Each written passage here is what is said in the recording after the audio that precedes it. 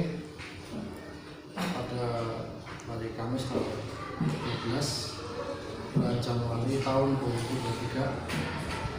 Nama saya Puryono, nomor NIM 201222374, nomor akun 332725001304, bidang studi pendidikan agama Islam.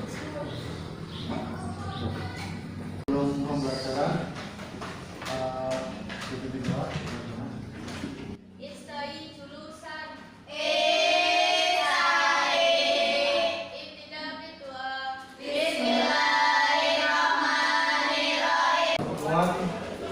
Kali ini kita bertemu kembali dalam pembelajaran di semester 2 ini. Materi yang akan kita bahas adalah Quran surat Luqman ayat 13 sampai 14 dan juga surat Al-Baqarah yang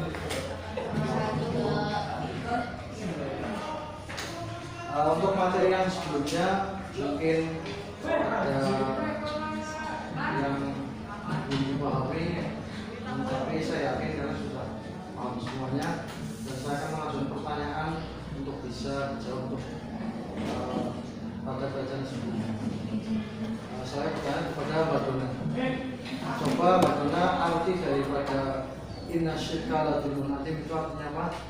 Inna syirka la dzulmun adzim artinya adalah sesungguhnya kesyirikan adalah kezaliman yang benar-benar sangat besar.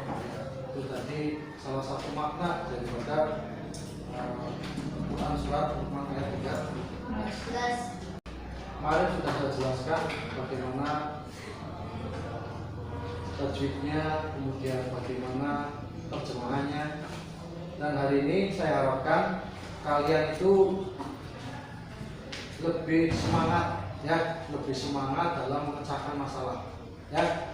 Makanya saya harapkan semua harus aktif, ya. Makanya untuk pembelajaran pada hari ini saya akan menggunakan metode diskusi, ya. Makanya saya harapkan kalian itu untuk bisa membagi kelompoknya menjadi 3 kelompok saja, ya. Silakan dibagi kelompoknya. Ada LKPD yang nanti kalian harus dikerjakan di diskusi, ya. Di tugas yang pertama itu adalah menulis atau kelompok 1, ya. Ini saya bagi dulu untuk kelompoknya. Ini kelompok 1, ini kelompok 2, ini kelompok 3.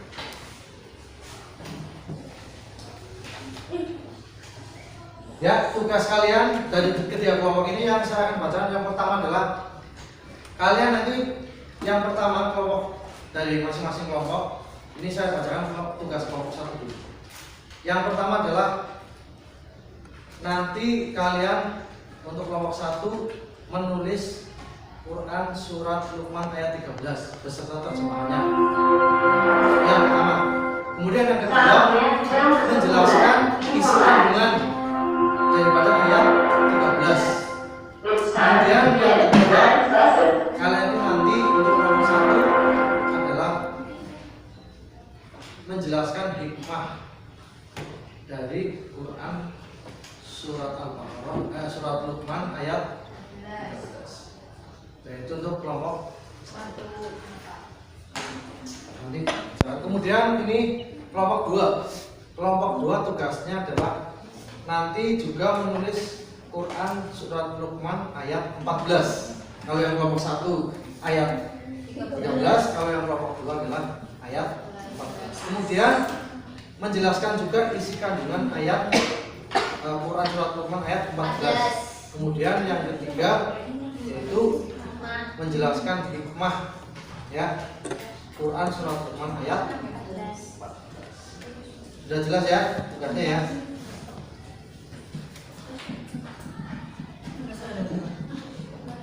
Ya, ini kemudian untuk tugas daripada kelompok 3. Yang pertama, kalian nanti menulis Quran surat Al-Baqarah ayat 83 beserta terjemahannya ya, artinya. Kemudian yang kedua, nanti kalian menjelaskan isi kandungan atau intisari ya dari Quran surat Al-Baqarah ayat 80. Kemudian yang terakhir yang ketiga adalah kalian nanti menjelaskan hikmah ya, menjelaskan hikmah Quran surat Al-Baqarah ayat 80. Ya, monggo dipikir bersama, saling apa namanya, mencari jawaban ya, aktif semua biar nanti setelah selesai bisa dipresentasikan sama-sama ya untuk maju satu-satu.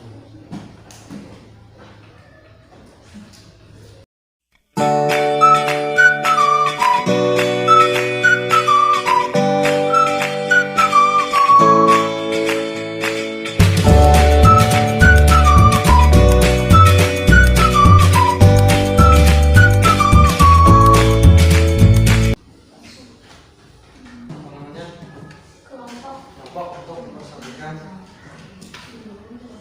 hasil daripada diskusi. Ya, untuk kelompok 1 bisa maju di kanan ya, untuk maju ke depan untuk mempresentasikan daripada hasil diskusi. Nanti yang mau bertanya silakan untuk bertanya. Assalamualaikum warahmatullahi wabarakatuh. Waalaikumsalam warahmatullahi wabarakatuh. Kami dari kelompok 1 akan mempresentasikan hasil diskusi yang telah kami lakukan bersama. Perkenalkan, saya Sylvia Martiani sebagai moderator. Untuk pemaparan materi akan dibacakan oleh Dona Dinda. Ya, langsung saja. Sebelum kita membahas tentang perkaitan antara kewajiban beribadah dan bersyukur kepada Allah dengan berbuat baik terhadap sesama manusia sesuai dengan yang ada dalam Quran surat Al-Luqman surat ke-31 ayat 13, sekaligus menjelaskan tentang hikmahnya terlebih dahulu, kami akan membacakan surat Al-Luqman ayat 13. Bismillahirrahmanirrahim. Wa idh qala Luqmanu libnihi wa huwa ya'iduhu ya bunayya la tusyrik billah inna syirka la dzulmun 'adzim. Yang artinya Allah Subhanahu wa taala memperingatkan kepada Rasulullah sallallahu alaihi wasallam nasihat yang pernah diberikan kepada putranya. Waktu itu ia memberi pelajaran kepada putranya yaitu Luqman. Pelajaran itu, nasihat itu ialah, wahai anakku, janganlah engkau mempersekutukan dengan Allah. Sesungguhnya mempersekutukan Allah ialah kezaliman yang sangat besar. Dari pemaparan itu, maka dapat disimpulkan bahwa keterkaitan antara kewajiban beribadah kepada Allah sesuai Quran surat Al-Luqman ayat 13, yaitu tentang nasihat larangan menyekutukan Allah dengan yang lain.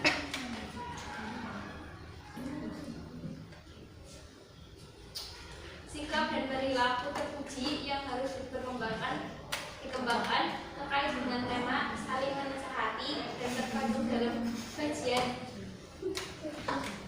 Quran surat Al-Luqman ayat 13 ialah sebagai berikut. 1. Ketika menyampaikan nasihat atau dakwah, hendaknya dengan materi tauhid. 2. Menjauhi perilaku syirik dalam berbagai bentuk dan jenisnya. Sedangkan hikmahnya, 1. Terwujudnya lingkungan yang jauh dari kemaksiatan. 2. Terwujudnya saling peduli di antara sesama muslim. 3. Mendapat janji surga oleh Allah Ta'ala. Hanya itu yang dapat kami sampaikan. Oleh karena itu kami buka sesi tanya jawab. Ada yang mau bertanya?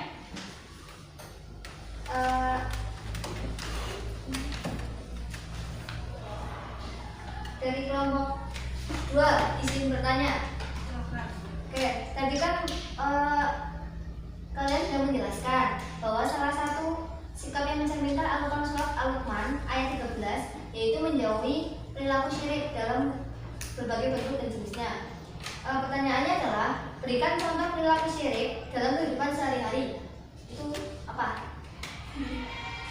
Oke, izin menjawab untuk pertanyaan dari kelompok 2, yaitu tentang bagaimana contoh perilaku tentang perbuatan syirik. Saya izin menjawab. Di era zaman sekarang ini banyak orang yang memakai cincin. Itu dengan keyakinan dengan memakai cincin itu mereka akan menjadi kuat. Mereka tidak akan terluka dengan benda apapun. Itu sudah termasuk perbuatan syirik karena tanpa disadari mereka itu percaya bahwa yang membuat mereka kuat adalah cincin yang dipakai, bukan karena Allah Subhanahu wa taala. Seperti itu. Ada lagi? Dapat. Mungkin itu saja dari kelompok kami. Apabila ada salah kata, kami mohon maaf. Wallahul muwaffiq ila aqwamit thoriq. Wassalamualaikum warahmatullahi wabarakatuh. Ya, itu tadi presentasi daripada kelompok 1 yang sudah menjawab dari kelompok 2. Untuk selanjutnya yaitu presentasi dari kelompok 2 untuk maju ke depan. Assalamualaikum warahmatullahi wabarakatuh. Waalaikumsalam warahmatullahi wabarakatuh. Kami dari kelompok 2 akan mempresentasikan hasil diskusi kami. Sebelumnya, perkenalkan nama saya Widya Ningsih.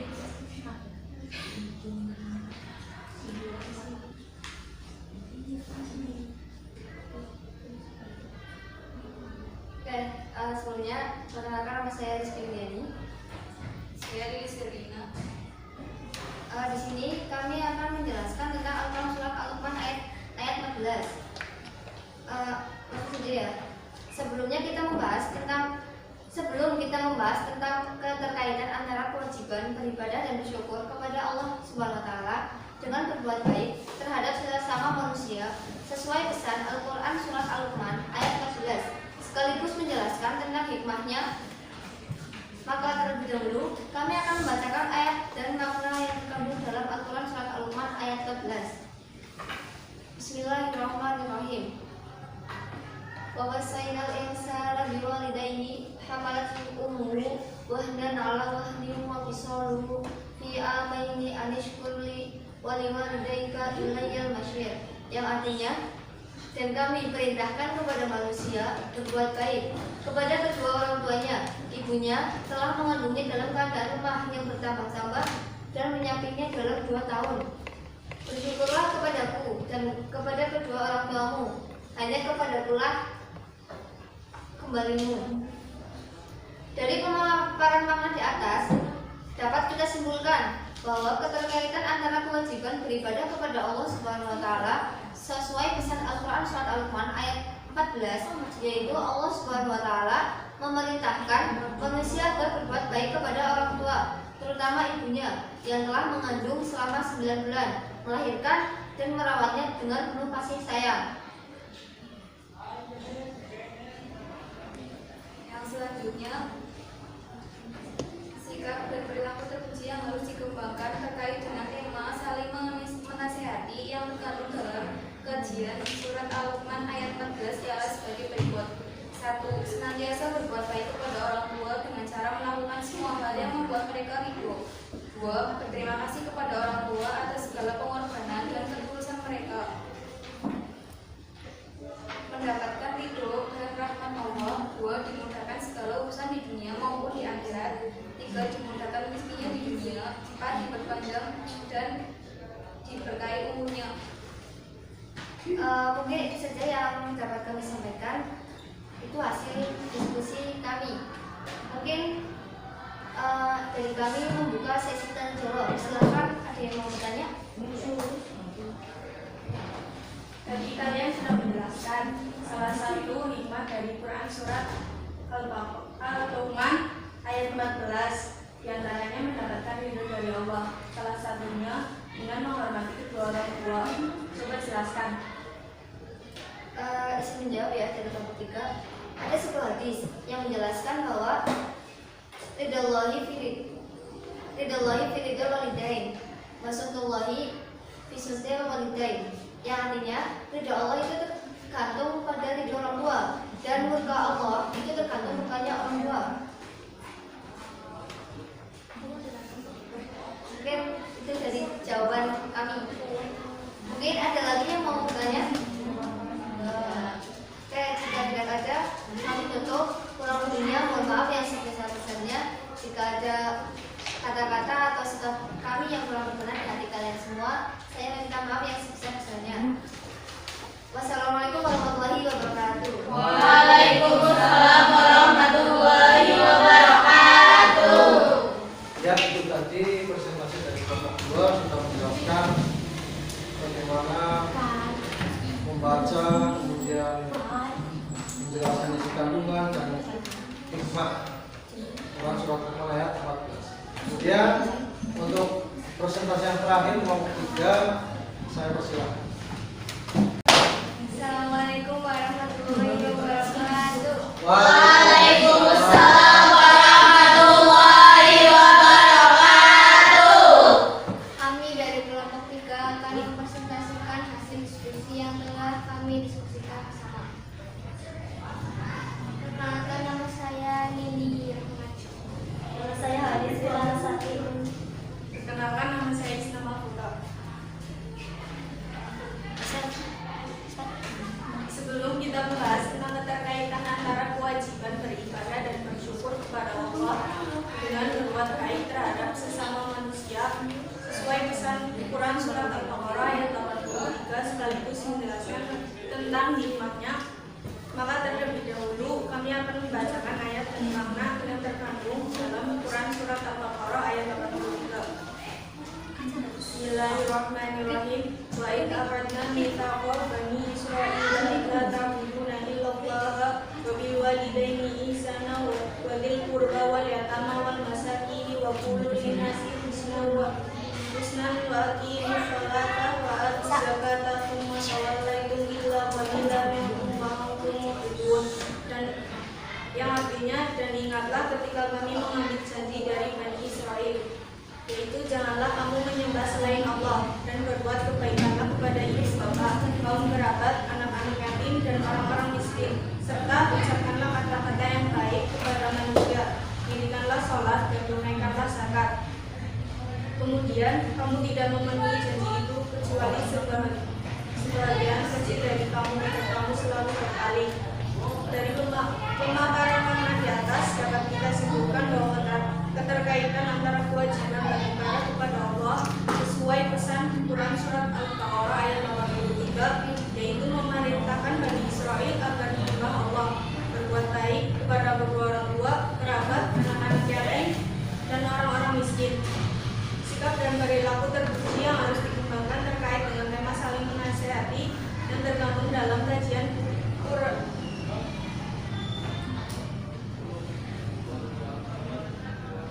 Quran surat Al-Baqarah ayat 83.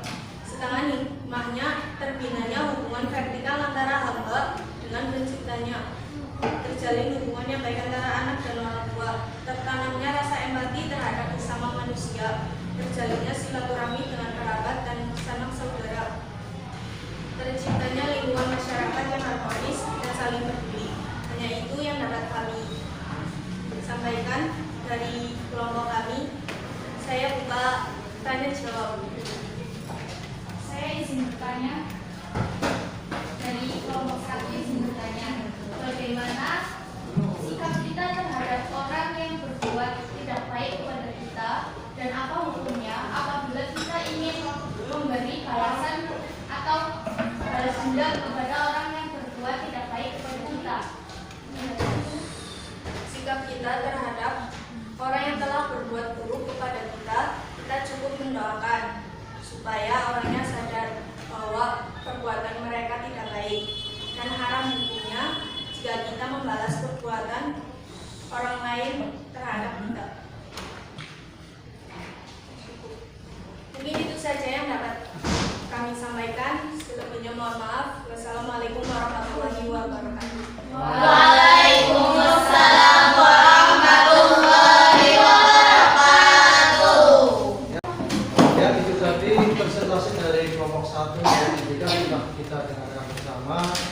Ini memang alhamdulillah sudah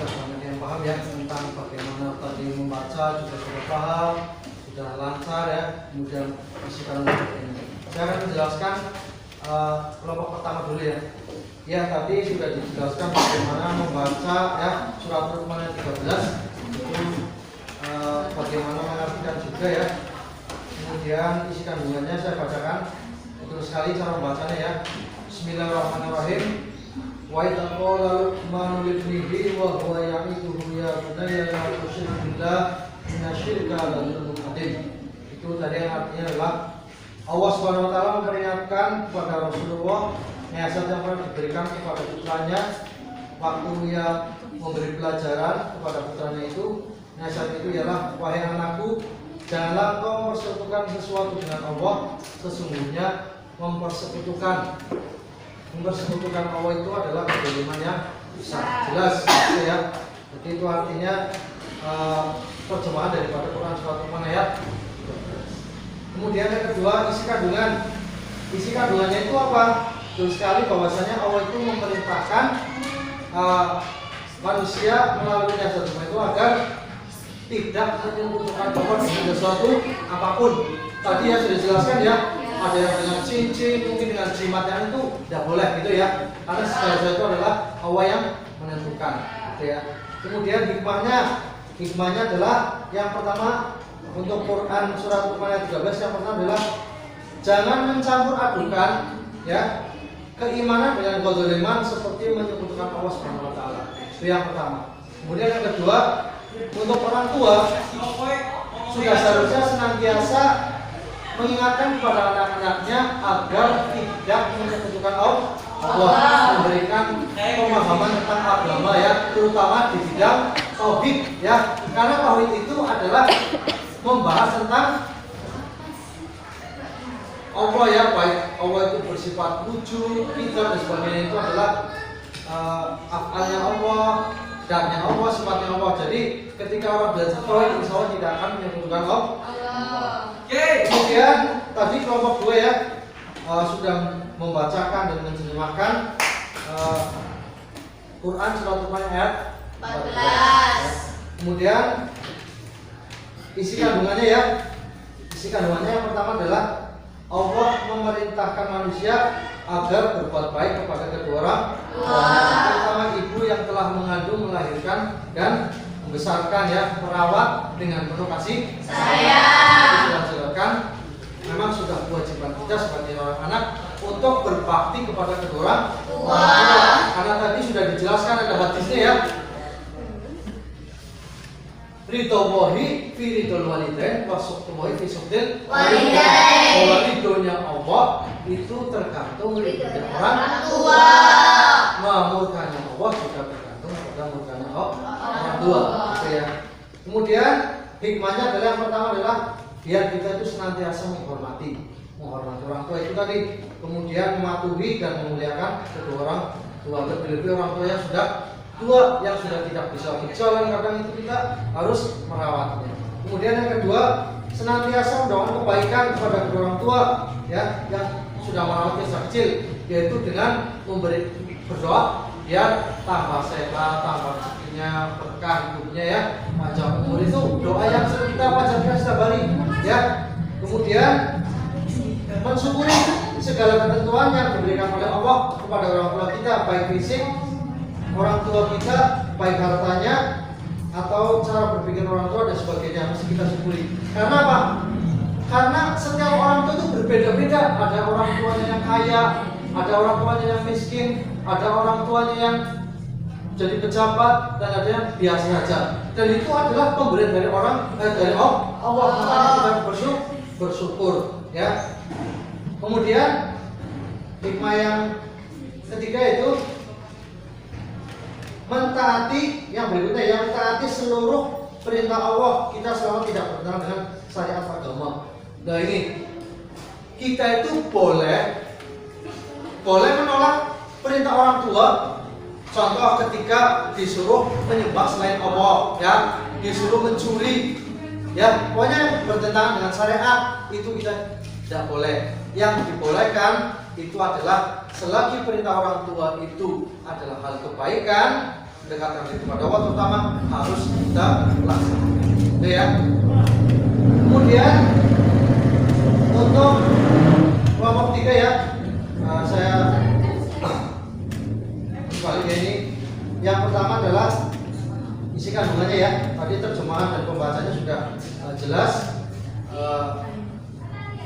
bacaannya, kemudian isi kandungannya.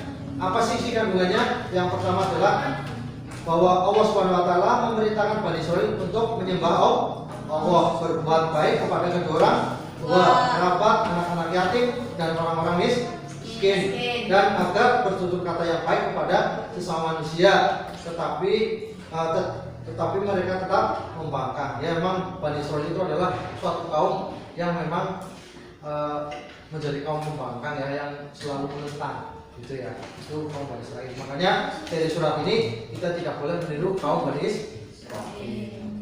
Kemudian hikmahnya pertama adalah terbinanya hubungan vertikal antara hamba dengan penciptanya. Bahwasanya hablum minallah, hablum minannas, hablum minallah. Jadi ada hubungan vertikal ya antara manusia dengan Allah. Vertikal. Jadi seperti kita sholat 5 waktu adalah hubungan vertikal kepada Allah. Kemudian terjalin hubungan baik antara anak dan orang tua. Kalau anak dan orang tua itu anak berbakti, selalu memuliakan, ini akan terjalin hubungan yang baik. Ya, ada keharmonisan ya dengan anak dan orang tua. Kemudian tertanamnya simpati kepada sama manusia, ya, rasa peduli kepada orang lain. Kemudian terjalin silaturahim dengan kerabat dan sanak saudara. Ini karena penting, karena silaturahim itu adalah satu, diberikan umur panjang bagi yang senang silaturahim. Kemudian yang kedua adalah diberikan rezeki yang banyak yang berlimpah. Kemudian terciptanya lingkungan masyarakat yang harmonis dan saling peduli. Nah, ini karena manfaat tadi, saling berbuat baik kepada tetangga, kepada orang sebagainya. Gitu ya. Dan untuk pembelajaran hari ini, nanti kalian di rumah itu nanti ada tugas. Tugasnya adalah coba cari sikap dan perbuatan yang berkaitan dengan Quran surat Luqman ayat 13, Quran surat Luqman ayat 14 dan Quran surat Al-Baqarah ayat 40. Itu nanti tugas kalian masing-masing ya. Ya, untuk selanjutnya menata lagi ya. Ditata lagi. Ya, itu tadi pembelajaran pada hari ini. Mudah-mudahan diberikan kepahaman dan manfaat. Amin Allahumma. Amin. Dan selanjutnya, mari kita bersama-sama berdoa.